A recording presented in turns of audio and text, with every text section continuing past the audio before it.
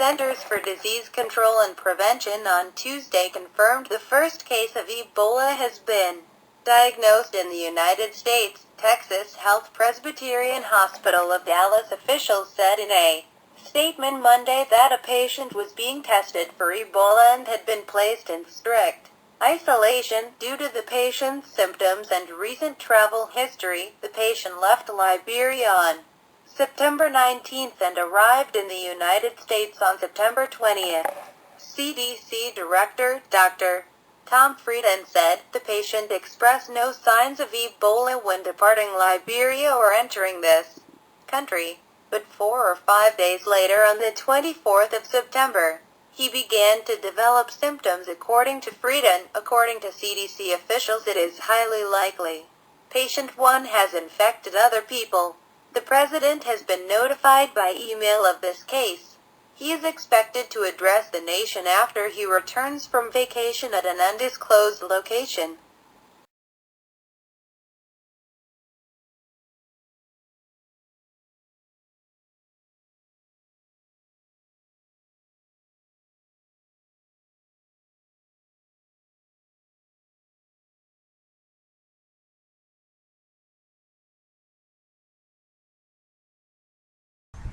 Mystery illnesses such as enterovirus 68 are rapidly emerging in towns and military bases housing undocumented immigrants.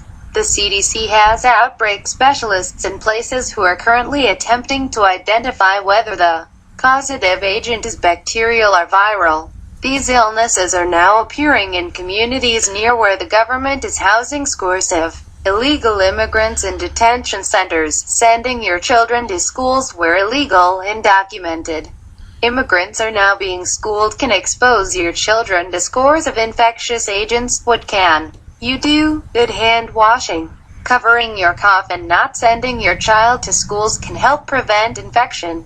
In other words, homeschooling is a preventive option as there's no antiviral medicine for enterovirus 68 and no vaccine. Subsequently, avoiding exposure and washing hands is your children's only defense. Clearly, Obama is by overloading the government with financial demands and healthcare problems that cannot be met. This will collapse our society by creating chaos. Involve your family in activities that do not involve contact with those who may be infected. Outdoor activities such as gardening and landscape projects can be an alternative to contact sports which easily transmit diseases. Building walls and evergreen screens will help families obtain more privacy and thus have less contact with neighbors. This will help reduce contact exposures by shielding family members. Great tree suggestions for fast-growing screening include arborvitae, cypresses, pines and spruce trees. The fastest and hardiest tree for northeast landscapes is the green giant arborvitae. Highland Hill Farm is a leading grower of green giants. Call Highland for green giants at 215-651-8329. Ticks are among the most dangerous parasites that can attack both you and your dog. According to the Center for Disease Control, ticks can be found in the United States that are carriers of microorganisms that can cause human diseases such as Lyme disease and Rocky Mountain spotted fever. We now have a deer bait station that will apply a ticicide to deer to help control these critters with an effective rate of almost 98% reduction in tick populations in your area. The deer bait station has 4 paint rollers on it, which rub against the ears of the deer while they're eating. It's an efficient way to kill ticks on your property. This bait station has killed up to 98% of the deer ticks in an area. It's recommended that you use 1 feeding station for every 40 acres to get adequate coverage for your property. This feeder uses only, and I repeat, only whole, clean corn. And the deer will only eat about 1.5 pounds of whole, clean corn per deer per day. So it's not that much per deer to feed these deer and treat them. The storage bin for the corn on the the deer bait station, can tell you how many pounds of feed are being consumed by the deer. This relates directly to the amount of pesticide you're going to apply to the paint rollers. You need to follow the directions on the label to figure out how much pesticide to apply to the rollers. It's not difficult. It's very easy to do. This is the applicator gun. By squeezing this, fluid will be sucked up through this tube that goes into the can.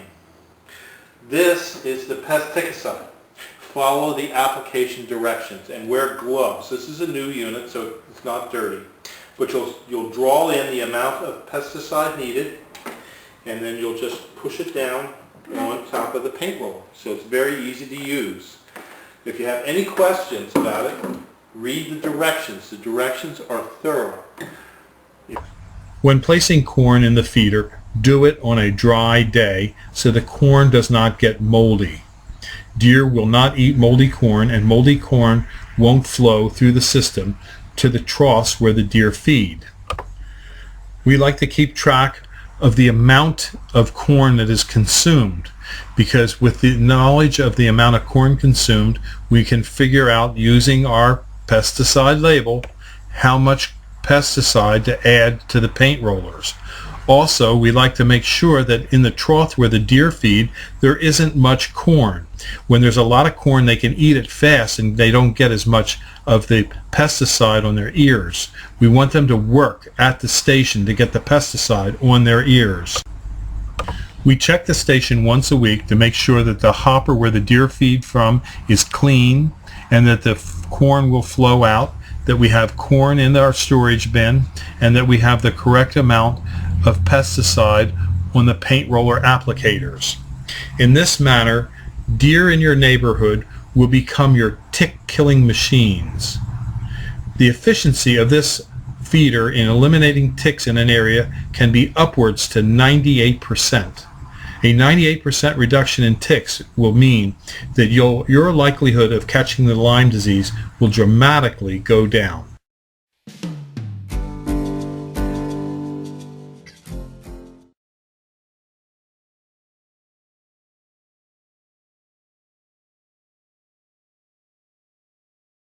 The Obama administration is making many people fill out Form 4473. It's a transactional record for the government when you buy certain items.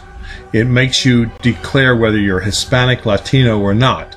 And then you must check whether you're also Asian, Indian, Black, Pacific Islander, or white. At Highland Hill Farm, we will never ask you any of these intrusive questions that the Obama administration forces many retailers to ask their clients.